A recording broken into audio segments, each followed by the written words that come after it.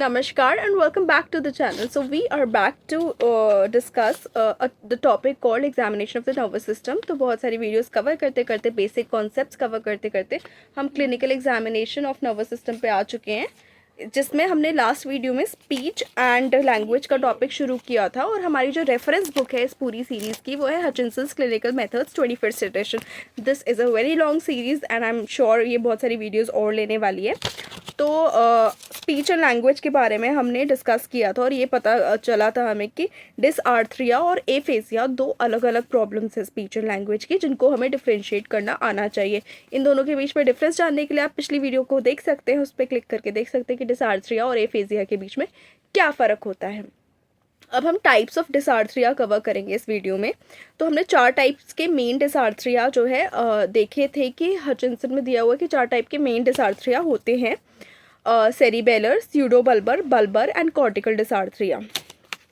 तो डिसआर्थरिया मतलब सबसे पहले तो डिफेक्टिव आर्टिकुलेशन ऑफ स्पीच है, यानी कि अभिव्यक्तिकरण में जो है प्रॉब्लम है। द वे इन विच जो words are pronounced, ability to recognize and produce words, यानी डिफ़िकल्टी स्पीकिंग है क्योंकि मसल्स जो है यूज़ हो रही हैं स्पीच के लिए वो ढंग से काम नहीं कर रही हैं। अब सेरिबेलर डिसआर्थरिया पे आते हैं। इसमें क्या होता है, पेशेंट जो है मतलब पहले तो सेरिबेलर है तो सेरिबेलर रीजन अफेक्टेड है। उसके बाद जो पेशेंट जो स्पीक करता है वो slowly and deliberately syllable by syllable speak करता है, as a scanning a line of poetry. जैसे एक पोएट धीरे धीरे एक लाइन को बोलता है, वैसे ही इस रोग से पीड़ित व्यक्ति सेरिबेलर डिसआर्थरिया से पीड़ित व्यक्ति जो है एक शब्द में को ही डिवाइड कर देगा as if a line of poetry हो। नॉर्मल फ्लो जो है rhapsodic rhythm of syllable word sentence production is lost, and in extreme forms each syllable is given equal emphasis. अब इसमें ये देखा गया है कि जो सिलेबल यानी शब्द या शब्दांश जो है एक स्वर हो, अक्षर हो, सिलेबल हो, उसमें रोसोडिक यानी relating to the rhythm and intonation, the way a speaker's voice rises or falls during speech or writing, तो वो डिस्टर्ब्ड होती है। रोसोडिक रिदम सिलेबल की, वर्ड की या सेंटेंस की डिस्टर्ब्ड होती है, वो मतलब खो जाती है। एंड इन एक्सट्रीम फॉर्म अगर जब सेरिबेलर डिसआर्थरिया बढ़ जाएगा तो एक्सट्रीम फॉर्म में ईच सिलेबल को उतना ही जोर लगा के बोला जाएगा, इक्वल एम्फेसिस। मतलब जो ऊपर नीचे होना चाहिए स्पीच में, जब हम बोल रहे हैं स्पीच में चीज़ें होनी चाहिए कि ये शब्द कम लेवल में बोला, फिर दूसरा ज़्यादा में, फिर तीसरा कम में, वो डिफ्रेंशिएशन नहीं होगा। हर एक शब्द का इक्वल फोर्स से बोला जाएगा। जैसे कि अगर आप किसी पेशेंट को बोलेंगे कि राइनोसरस बोलो, तो वो राइनोसरस नहीं प्रोनाउंस करेगा। इस बीमारी से पीड़ित व्यक्ति वो क्या करेगा, राई नॉक एर ओस, यानी वो शब्द का पहले तो आपको ग्रास्प करना ही मुश्किल होगा कि इसने सही बोला है या नहीं बोला है। और एक एक ऐसा लगेगा कि वो अपने दिमाग में एक एक सिलेबल, एक एक उसका शब्दांश भी हाईलाइट कर रहा है। तो स्कैनिंग और स्टिकैटो बेसिकली एक उस मेथड को कहते हैं जो performed with each note sharply detached और separated from the others. Music के सेंस में यूज़ होता है कि जो वहाँ पे परफॉर्मेंस हो रही होती है। या तो इस केस में स्कैनिंग की वजह से वो staccato disturbance of speech rhythm देखा जाता है। Is the classic form of severe cerebellar dysarthria. ये इम्पॉर्टेंट है to recognise minor less obvious forms since its presence indicates bilateral disease of the cerebellum की बाइलेटरल डिजीज़ की वजह से, या फिर और of its brain stem connections, यानी सेरिबेलम से जो ब्रेन स्टेम में कनेक्शंस जा रहे हैं उनमें कोई डिजीज़ है उस वजह से हो रहा है। Minor cerebellar dysarthria causes slowing and slurring of speech, यानी जब तक वो पूरी तरीके से डेवलप नहीं होता तब तक स्पीच जो है स्लो और स्लर्ड हो जाती है। तो ये डिफ्रेंशिएट करना, रिकॉग्नाइज करना बहुत ज़रूरी है। नेक्स्ट आते हैं हम स्यूडोबल्बर या स्पास्टिक डिसआर्थरिया पे। तो इस केस में जो है इंडिविजुअल सिलेबस जो होते हैं वो स्लर्ड होते हैं and the precision of consonant pronunciation is lost, ये इसका मार्क्ड फीचर है। जैसे कि ब्रिटिश कॉन्स्टिट्यूशन जो है, यदि आप पेशेंट को बोलेंगे ब्रिटिश कॉन्स्टिट्यूशन प्रोनाउंस करें, अगेन ये ध्यान रखना है कि उसको अंग्रेज़ी उतनी आती है कि आप ये शब्द उसको दे सकते हैं, या उसको जो भाषा में आप जो शब्द दे रहे हैं वो भाषा उतनी आती है कि आप दे सकते हैं। अगर वो उसको भाषा ही नहीं आती तो फिर वो टेस्ट उसके लिए फिट नहीं बैठता, उसकी भाषा में ही उसको शब्द देने पड़ेंगे। तो यदि आप ब्रिटिश कॉन्स्टिट्यूशन बोलेंगे तो वो बोलेगा ब्रिटिश कॉन्स्टिट्यूशन, यानी जो कॉन्सोनेंट्स है इस शब्द के वो लूज हो जाएंगे। ये form of dysarthria is due to bilateral lesions in the corticospinal fibres supplying the muscles of face, larynx, tongue and respiration. The lesion is supranuclear to or above the level of these brain stem nuclei. It is therefore a feature of pseudobulbar palsy. Jaw jerk इसमें brisk होता है and in most patient examination of limbs reveals evidence of bilateral corticospinal tract lesion. Example bilateral extensor plantar response देखा जा सकता है। Pseudobulbar dysarthria is a feature of upper motor neuron lesion, यानी जब स्यूडोबल्बर या स्पास्टिक डिसआर्थरिया है तो उसके साथ बहुत सारे और फीचर्स प्रेजेंट होंगे जो अपर मोटर न्यूरॉन लीजन इंडिकेट करेंगे।